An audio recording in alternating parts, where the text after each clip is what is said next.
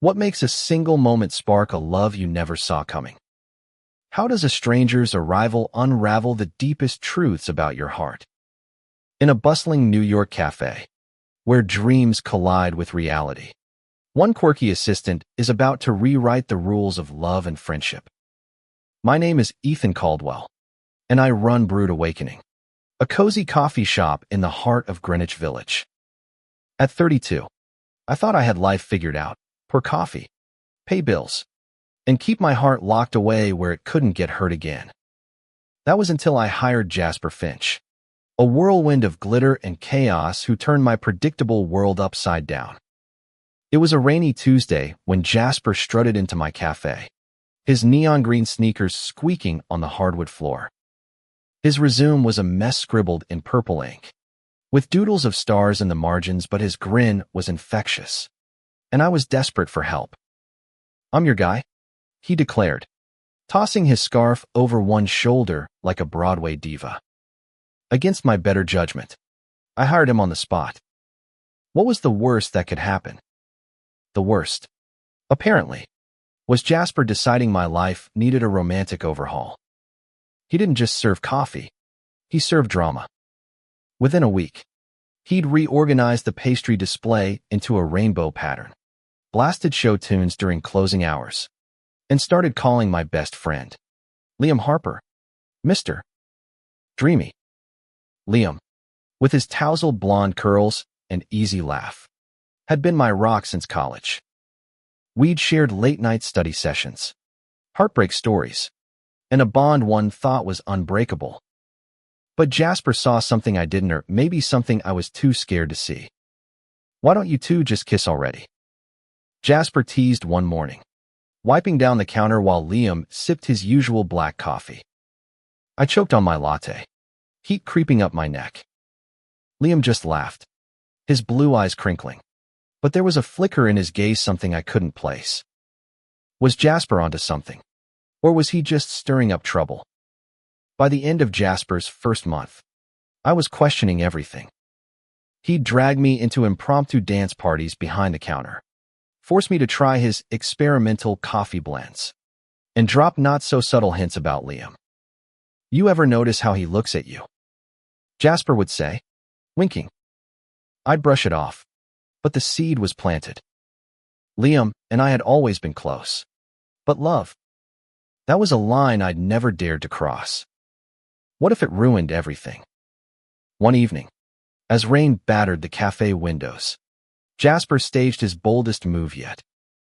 He accidentally locked Liam and me in the storage room, claiming he'd lost the key. "Talk it out, boys," he called through the door, his voice dripping with mischief. In the dim light, surrounded by sacks of coffee beans, Liam and I stood inches apart, the air thick with unspoken words. My heart pounded. Was this the moment everything changed? Or was it just another of Jasper's games? Liam's breath was warm in the cramped storage room, his eyes searching mine. "Ethan, what's going on with you?" he asked, his voice soft but edged with something raw. I wanted to laugh it off, to blame Jasper's theatrics, but the truth was clawing its way out. I'd always told myself our friendship was enough. Liam was the guy who showed up with pizza after my last breakup, who knew my coffee order by heart, who made me feel safe in a world that often felt too big. But standing there, with Jasper's ridiculous plan forcing us together, I couldn't ignore the way my pulse raced when Liam's hand brushed mine. "Jasper's just messing with us," I mumbled, avoiding his gaze. But Liam stepped closer, his voice steady. "Is he? Or is there something we've both been dodging for years?" My stomach flipped. What did he mean? Had he felt it too, this pull I'd buried under layers of fear? Before I could answer, the door swung open, and Jasper stood there, grinning like he'd won the lottery. "Keys found. Now, don't let that spark die." "Okay." I wanted to strangle him, but Liam just chuckled, breaking the tension. We stepped back into the cafe, but the air felt different now, charged with possibilities I wasn't ready to face. The next week was torture. Jasper upped his game, leaving heart-shaped pastries on Liam's table and slipping love songs into the playlist whenever we were both in the shop. I caught myself watching Liam more closely, how his fingers curled around his mug, how his laugh lit up the room. Was I falling for him? Or was Jasper's meddling messing with my head? One night, after closing, Jasper cornered me. "Ethan, you're scared, and I get it. Love's messy. But you and Liam, that's the real deal." His usual flamboyance was gone, replaced by a sincerity that hit me hard. Could I risk our friendship for something more? What if I lost him forever? Liam started showing up more often, lingering longer than usual. One afternoon, he brought me a buco-worn copy of Leaves of Grass and said, "Thought you'd like this. Reminds me of you." My heart stuttered. Was he flirting? Or was I reading too much into it? Jasper, of course, was no help, winking at me from across the room like a proud matchmaker. By the end of the second month, the cafe felt like a pressure cooker. Every glance, every brush of shoulders, felt loaded. I was terrified, but I couldn't deny it anymore. I was in love with my best friend. The question was, did he feel the same? Or was I about to ruin the best thing in my life? The cafe was quiet, save for the hum of the espresso machine and Jasper's off-key humming. I was wiping down tables, trying to ignore the way my heart leapt every time Liam walked in. But tonight, he wasn't just stopping by for coffee. He'd asked me to meet him after closing, saying he had something important to tell me. What could it be? Had Jasper's antics pushed him too far? Or was he about to say something that would change everything? My mind raced as I polished the same spot on the counter for the 10th time. Jasper, predictably, was no help. "Ooh, a late-night rendezvous," he teased, twirling a dish towel. "Spill the tea. Ethan, what's he gonna say?" I glared at him, but my nerves were fraying. What if Liam wanted to draw a line, to keep things strictly platonic? The thought made my chest ache. When Liam arrived, the cafe was empty, the city lights casting a soft glow through the windows. He looked nervous, his usual confidence replaced by a hesitant smile. "Ethan, we need to talk about us," he said, his voice barely above a whisper. My heart stopped. Was this the moment I'd been dreading and hoping for? Before he could continue, Jasper burst out of the kitchen, carrying a tray of mismatched mugs. "Oops, didn't mean to interrupt." He lied, winking at me. I could have killed him, but Liam just laughed, the sound easing the tension. "Let's take a walk," Liam suggested, and I nodded, my throat too tight to speak. We wandered through the village, the autumn air crisp and sharp. Liam was quieter than usual, his hands stuffed in his jacket pockets. Finally, he stopped under a street lamp, his eyes meeting mine. "Ethan, I've been thinking a lot lately. About you. About us." My breath caught. What was he saying? Was he about to confess? Or was he pulling away? "I don't want to lose you," he said, his voice cracking. "But I can't keep pretending I don't feel more." The world tilted. Liam was saying he loved me. But before I could respond, a group of rowdy tourists stumbled past, breaking the moment. Liam laughed nervously, and I cursed the universe's timing.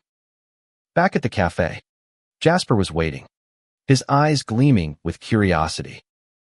"Well, did you kiss him yet?" I groaned, but his words stuck with me. Could I take the leap? What if love wasn't enough to bridge the gap between friendship and something more? The next morning, I was a wreck. Liam's words echoed in my head. I can't keep pretending I don't feel more. But what did more mean? Was he ready for a relationship? Or was he just testing the waters? And why was I so terrified to find out? Jasper, of course, had no patience for my indecision. "Ethan, You're overthinking this, he said, tossing a bag of coffee beans at me. You love him. He loves you. What's the problem? If only it were that simple. Losing Liam as a friend would break me, but keeping things the same felt like a betrayal of my own heart. That afternoon, Liam showed up with a shy smile and a bouquet of sunflowers, me favorite. Thought these might brighten your day? He said, handing them to me. My heart melted, but doubt crept in. Was this a gesture of love, or just Liam being Liam? Jasper, lurking behind the counter, gave me a thumbs up, and I wanted to sink through the floor. We sat at a corner table, the sunflowers between us like a fragile promise. About last night, Liam started, his fingers tapping nervously. I meant what I said. Ethan, I'm in love with you. The words hit like a tidal wave, washing away years of denial. But before I could respond, a customer interrupted, demanding a refill. I cursed under my breath, but Liam just smiled, patient as always. Later, Jasper staged another stunt, accidentally spilling coffee on Liam's shirt and insisting he borrow one of mine from the back. When Liam emerged, wearing my old flannel, my heart skipped a beat. He looked like he belonged in my life in a way I'd never let myself imagine. You okay? He asked, catching my stare. I nodded, too overwhelmed to speak. That night, I closed the cafe alone, Jasper having mysteriously vanished. Liam stayed to help, and as we swept the floors, our hands brushed. The air crackled. Ethan, he said softly, what are you so afraid of? The question cut deep. Was I afraid of love, or of losing the safety of what we had? I took a deep breath. I'm scared it won't work, I admitted. And then I'll lose you. Liam's eyes softened, and he reached for my hand. You won't lose me, he promised. For the first time, I believed him. But could I trust my heart to take the risk? Liam's hand in mine felt like a lifeline, but doubt still gnawed at me. What if love wasn't enough? What if we crashed and burned, leaving our friendship in ashes? The cafe, once my safe haven, now felt like a stage for my deepest fears. Jasper, predictably, was relentless. You two are giving me cavities with all this pining, he said, decorating a latte with a heart-shaped foam. Just date already. I rolled my eyes, but his words lingered. Maybe he was right, maybe I was holding back from something beautiful. The next week, Liam invited me to a local art gallery, a place we'd visited countless times as friends. This time felt different. His arm brushed mine as we admired a painting of a stormy sea, and he whispered, "This reminds me of you, beautiful, but a little wild." My face burned. Was he always this charming, or was I just noticing it now? As we left the gallery, a street performer strummed a love song, and Liam grabbed my hand, pulling me into a playful dance. Passers-by clapped, but all I could see was him, his smile, his warmth, his everything. For a moment, I let myself believe we could be more. But then my phone buzzed with a text from Jasper. Don't chicken out now. Kiss him. I groaned, but the idea took root. Back at the cafe, Jasper had strung fairy lights across the ceiling, turning the place into a romantic wonderland. Surprise, he announced, gesturing to a table set for two. You're having dinner here tonight. My treat. Liam laughed, but I was mortified. Was Jasper pushing too hard? Or was this exactly what we needed? Over dinner, Liam opened up about his own fears, how he'd loved me for years, but was too scared to ruin what we had. I thought you'd never see me that way, he admitted, his voice breaking. My heart ached. How had we both been so blind? As we finished dessert, Liam reached across the table, his fingers lacing with mine. Ethan, I want this. I want us. The words were a spark, igniting something I'd kept buried for too long. But before I could answer, Jasper dimmed the lights, and a slow song filled the air. Was this his final push? Or was fate taking over? The cafe glowed under Jasper's fairy lights, the air thick with possibility. Liam's hand was warm in mine, his eyes searching for an answer I wasn't sure I could give. What did it mean to love someone so much you were terrified to lose them? Ethan, Liam said, his voice steady despite the tremor in his fingers. Say something. I wanted to, but the words caught in my throat. What if I wasn't enough for him? What if love wasn't enough for us? Jasper, for once, stayed out of it, quietly cleaning the espresso machine. But his presence was a reminder. He'd seen something in us from the start. Maybe it was time I trusted that. I took a deep breath, my heart pounding. Liam, I'm scared, but I love you. I think I always have. His face lit up, a smile breaking through the tension. You mean it? He asked, leaning closer. I nodded, and before I knew it, he was kissing Miah's soft, tentative kiss that felt like coming home. The cafe, the city, the world faded away. It was just us, finally honest. But life isn't a fairy tale, and the next day brought reality crashing in. A regular customer, an older man with a sharp tongue, overheard Jasper teasing us about our new status and sneered. This place is getting too colorful for me. The word stung, a reminder that not everyone would accept us. Liam squeezed my hand, his jaw tight, but I saw the hurt in his eyes. Jasper, ever the protector, stepped in. Sir, love's the best thing we serve here. Take it or leave it. The man left, but the incident shook me. Could we handle the world's judgment? Was our love strong enough to weather it? Over the next week, we navigated our new reality. Liam moved closer, his toothbrush appearing in my apartment, his laughter filling my mornings. But doubt lingered. What if we'd moved too fast? What if our friendship couldn't survive the shift?